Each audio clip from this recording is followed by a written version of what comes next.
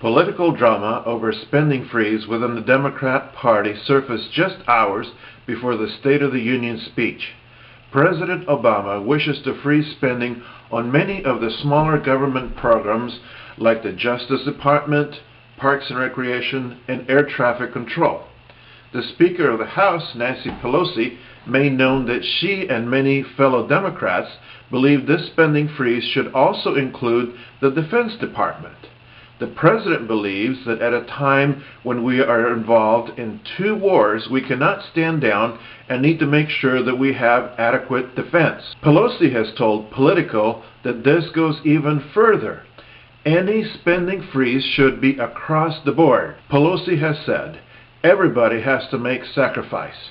If you're asking everybody else in the country who has an interaction with the federal government, and that means our states and cities and all the rest too, to cut back, then I think we have to subject every federal dollar to the very harshest scrutiny.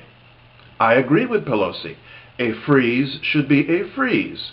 Our country has an addiction to spending, and we have to stop. Most Americans have had to cut back in their personal spending. We don't go out to eat as often, we cut back on our lattes, and keep that car just a little bit longer.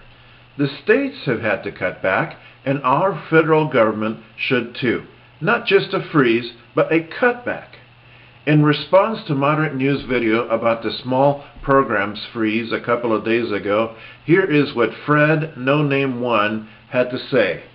And I gotta tell you, Fred No Name 1, if you watch this, I appreciate your sense of humor.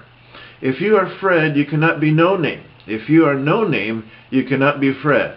Anyway, here's what Fred No Name 1 had to say. Tell me nobody is fooled by this. There are no cuts. There is only a freeze at the current level. 17% frozen, 83% expanding like mad.